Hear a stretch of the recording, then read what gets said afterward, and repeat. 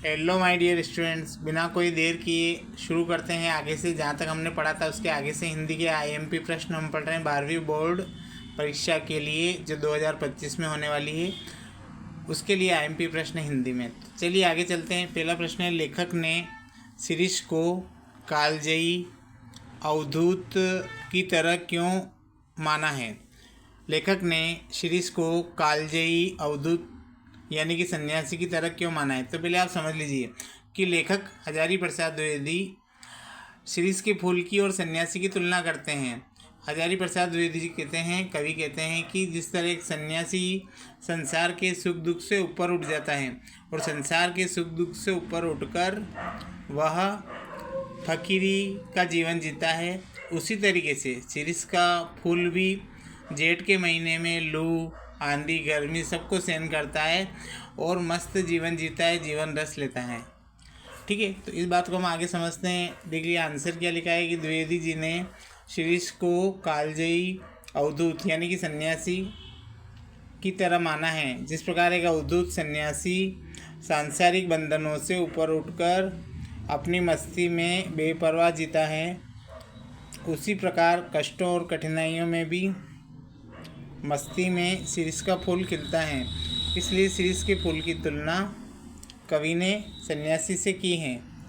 ठीक है, आइए आगे चलते हैं। अगला प्रश्न है, कोमल और कठोर दोनों भाव किस प्रकार गांधी जी के व्यक्तित्व की विशेषता बन गए।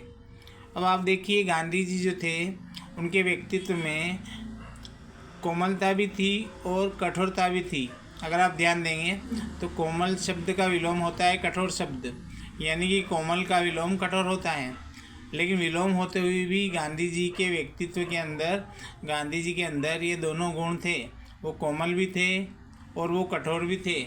अब वो कोमल भी थे और कठोर भी थे, दोनों कैसे संभव हैं जबकि दोनों विलोम शब्द हैं। कोमल इस सेंस में थे, कोमल इस संदर्भ में थे कि लोगों के, भारतीय लोगों के, भारतीय जो आम भारतीय थे उनके दुख दर्द को गांधी जी अच्छी तरीके से महसूस करते थे। उनकी पीड़ा को, उनके कष्टों को वो अच्छी तरह समझते थे। चाहे वो मजदूर हो, किसान हो, महिलाएं हो, बच्चे हो, विद्यार्थी हो, हर तरह के वर्ग की ऊपर होने वाली पीड़ा को वो महसूस करते थे। इसीलिए वे आज़ादी की लड़ाई में कूद पड़े और आज़ादी की लड़ाई में वो कूद पड़े तो ये उनके हृदय की कोमलता को बताता है। आज़ादी की लड़ाई में कूद पड़ना, किसानों के बारे में सोचना, मजदूरों के बारे में सोचना, महिलाओं के बारे में सोचना, बच्चों के बारे में सोचना, विद्यार्थियों के बारे में सोचना, हिंदू मुसलमानों सब के बारे में सोचना, ये गांधी जी के हृदय की कोमलता का परिचय हमें देता है कि गांधी जी का हृदय कितना कोमल था। लेकिन साथ ही गांधी जी का हृदय कठोर भी था। कठोर किस तरीके से था कि गांधी जी जब अंग्रेज़ों के सामने जाते, अंग्रेज़ी साम्राज्य के सामने खड़े हो जाते तो एकदम कठोर बन जाते थे। अंग्रेज़ों की आँख में आँख मिलाकर गांधी जी बात करते थे। तो इस सेंस में, इस संदर्भ में गांधी जी कठोर थे। तो आइए देखते उत्तर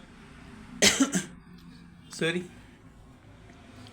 गांधी जी के व्यक्तित्व की विशेषता यह थी कि एक तरफ तो गांधी जी का हृदय फूलों की तरह कोमल था, वहीं दूसरी तरफ गांधी जी का हृदय व्यवहार में पत्थर की तरह कठोर भी था। वे अहिंसा के पुजारी थे। दया, कोमलता, करुणा, परोपकार जैसे गुण उनके हृदय की कोमलता को प्रकट करते हैं। शूद्रों को उन्होंने हरिजन कहकर हृदय की कोमलता का परिचय दिया। देश की आज़ादी की लड़ाई लड़ना उनके हृदय की कोमलता को बताता है। परंतु गांधी जी के व्यक्तित्व में कठोरता भी थी। वे ब्रिटिश शासन के अन्याय के सामने झुके नहीं, कठोर बन गए। इस प्रकार कोमल और कठोर दोनों भाव गांधी जी के व्यक्तित्व की विशेषता बन गए। आइए चलते, अगला पाठ है श्रम विभाजन और जाति प्रथा श्रम विभाजन और जाति प्रथा। ये जो पाठ हैं इसके जो लेखक हैं वो हैं डॉक्टर भीमराव अंबेडकर। इसमें 2 पार्ट है, श्रम विभाजन और मेरी कल्पना का आदर्श समाज। और इसके जो लेखक है वो है डॉक्टर भीमराव अंबेडकर। इसमें पहला प्रश्न है, बाबा साहेब भीमराव अंबेडकर के मत में दासता की व्यापक परिभाषा क्या है? डॉक्टर भीमराव अंबेडकर या बाबा साहेब भीमराव अंबेडकर के मत में मतलब विचार में दासता का मतलब होता है गुलामी, है ना। अपन दास बोलते हैं ना, दास लोग पहले होते थे, तो दास का मतलब गुलामी होता है और दासता का मतलब होता है गुलामी। दासता की व्यापक परिभाषा क्या है? तो देख लीजिए, आप समझ लीजिए, जो भीमराव अंबेडकर थे जिन्होंने भारत के संविधान को बनाने में बहुत महत्वपूर्ण भूमिका निभाई, तो वो दासता किसको बोलते थे? उनके मत में यानी उनके विचार में दासता की परिभाषा क्या है? तो भीमराव अंबेडकर जी मानते थे कि जो भी व्यक्ति है, अगर उस व्यक्ति को अपना पेशा चुनने की आज़ादी नहीं है, कोई भी व्यक्ति है और उसको अगर अपना पेशा चुनने की आज़ादी नहीं है, तो वह दासता है, मतलब वह गुलामी है। वापस से सुनना, अगर कोई भी व्यक्ति है उसको अपना पेशा का मतलब होता है अपना काम, अपना व्यवसाय चुनने की आज़ादी नहीं है, तो वह व्यक्ति गुलाम है। यही दासता है, ठीक है। तो लेखक भीमराव अंबेडकर के मत यानी कि विचार में जब किसी व्यक्ति को अपना व्यवसाय चुनने की स्वतंत्रता नहीं होती, तो यह दासता का व्यापक रूप है। कानूनी पराधीनता ही दासता नहीं होती जब किसी व्यक्ति को अपना पेशा चुनने की स्वतंत्रता यानी कि आज़ादी नहीं होती है, यही दासता है। जब एक व्यक्ति के पेशे यानी कि कार्य व्यवसाय को दूसरे व्यक्तियों के द्वारा किसी वर्ग विशेष के द्वारा निर्धारित किया जाता है, तो ऐसी स्थिति भी दासता होती है ना। ज़बरदस्ती किसी व्यक्ति को कोई काम थोप दिया जाता है या कोई काम उसको ज़बरदस्ती दिया जाता है, तो यही दासता है। कुल मिला के किसी व्यक्ति के पास अगर अपना पेशा, अपना व्यापार, अपना कार्य, अपना व्यवसाय चुनने की आज़ादी नहीं है, तो इसका मतलब वह दासता है, वो गुलामी है। किसके अनुसार? डॉक्टर भीमराव अंबेडकर साहब के अनुसार, ठीक है। अगला क्वेश्चन है, मनुष्य की क्षमता किन 3 बातों पर निर्भर करती है? क्वेश्चन में पूछा है कि मनुष्य की जो क्षमता है, मनुष्य की जो कैपेसिटी है, वो किन 3 बातों पे डिपेंड करती है, किन 3 बातों पे निर्भर करती है, ठीक है। तो एक तो मनुष्य की क्षमता निर्भर करती है शारीरिक वंश परंपरा कि उसकी शारीरिक वंश परंपरा कैसी है, उनके पूर्वज कैसे हैं, उसका प्रभाव हर मनुष्य पर पड़ता है कि उनके पूर्वज कैसे थे, उनके दादा दादी, माता पिता और आगे वाले जो पूर्वज थे वो कैसे थे, उसका प्रभाव हर मनुष्य पर पड़ता है। उसके बाद मनुष्य के अपने प्रयत्नों का मनुष्य के जीवन पर बहुत अधिक प्रभाव पड़ता है ना। मनुष्य अपने प्रयत्न से बहुत कुछ हासिल कर सकता है, बहुत कुछ उपलब्धियाँ हासिल कर सकता है, बड़ी बड़ी सफलताएं प्राप्त कर सकता है, बड़े बड़े महान कार्य कर सकता है अगर मनुष्य प्रयत्न करना चाहे। तीसरा है सामाजिक उत्तराधिकार में ये चीज़ तो पहले होती थी जब राजतंत्र था, है ना। अभी भी होती है लेकिन अभी थोड़ी सीमित है। उत्तराधिकार के रूप में कोई चीज़ मिलती थी तो वो चीज़ आगे तक जाती थी, अभी भी चीज़ होती है पर अभी बहुत सीमित हो गई है। तो ये 3 चीज़ों पर व्यक्ति की क्षमता डिपेंड करती है।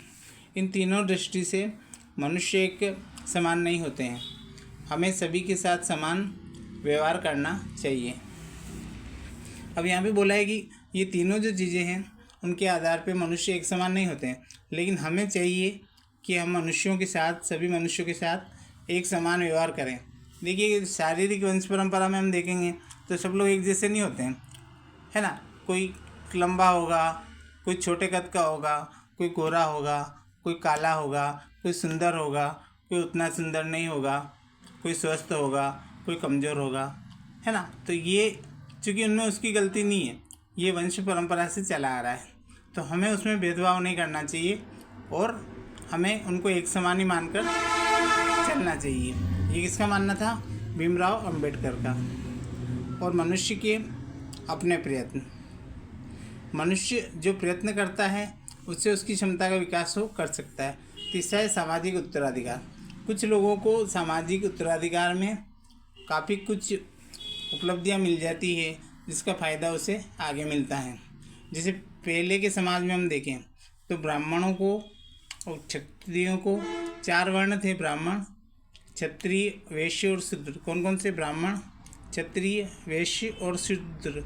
इनमें से ब्राह्मणों का जो सामाजिक उत्तराधिकार था वो सबसे ऊपर था, है ना। उन्हें समाज में बहुत ज़्यादा सम्मान, आदर सम्मान से देखा जाता था।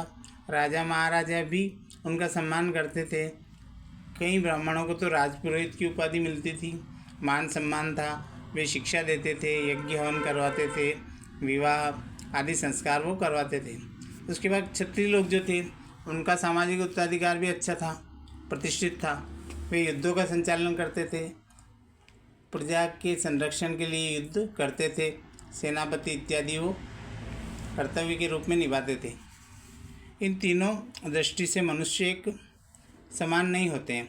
तो ये जो ऊपर की 3 चीज़ें हैं इनमें मनुष्य एक समान नहीं होता है, लेकिन फिर भी हमें सभी के साथ समानता का व्यवहार करना चाहिए। जाति प्रथा को श्रम विभाजन का ही एक रूप न मानने के पीछे अम्बेडकर के क्या तर्क हैं? जाति प्रथा को श्रम विभाजन का ही एक रूप न मानने के पीछे अम्बेडकर के क्या तर्क हैं? अम्बेडकर जाति प्रथा को श्रम विभाजन का रूप नहीं मानते हैं।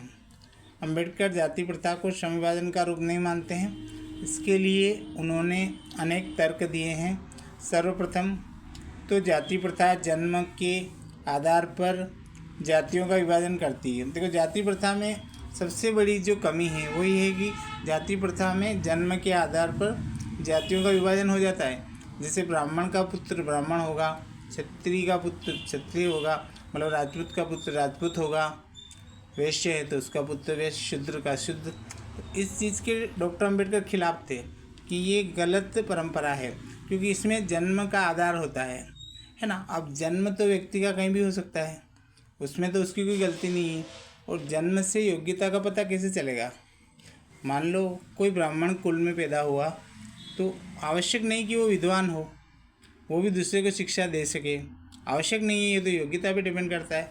अब शूद्र का बच्चा है, हो सकता है उसमें प्रतिभा हो, वो ज्ञानी हो, उसके अंदर प्रतिभा हो, है ना। तो इस हिसाब से भीमराव अम्बेडकर मानते थे कि अम्बेडकर जाति प्रथा को श्रम विभाजन का रूप नहीं मानते हैं। इसके लिए उन्होंने अनेक तर्क दिए हैं। सर्वप्रथम तो जाति प्रथा जन्म के आधार पर जातियों का विभाजन करती है ना। जन्म के आधार पर हम मान लेते हैं कि इस जाति में बच्चा पैदा हुआ है, इसका जन्म हुआ है, जबकि श्रम विभाजन में कार्य कुशलता के लिए पेशों यानी कि व्यवसायों का वर्गीकरण किया जाता है।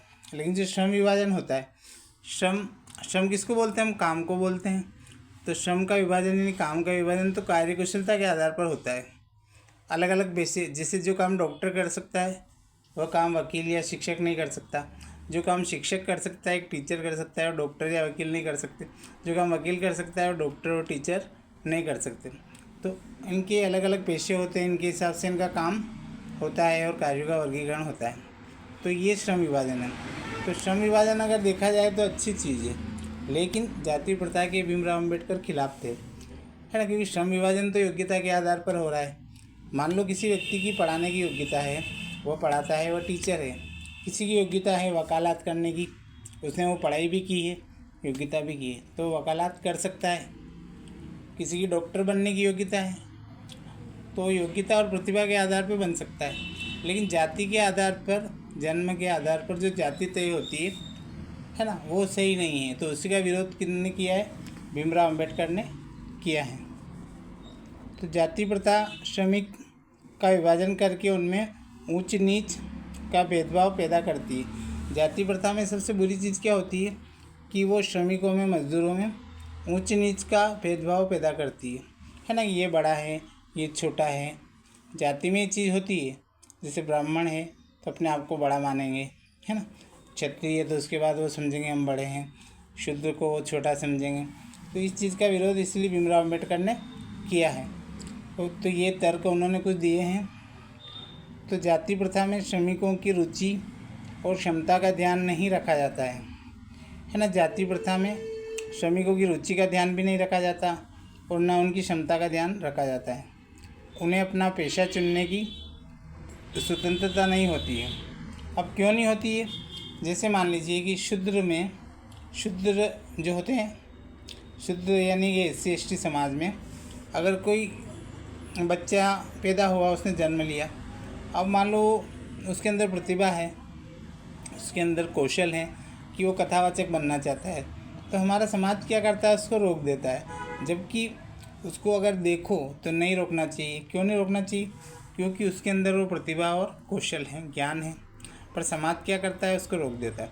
तो वही भीमराव अम्बेडकर का कहना है कि उसको पेशा चुनने की स्वतंत्रता यानी कि आज़ादी नहीं होती है ना। पेशा चुनने की आज़ादी नहीं होती है।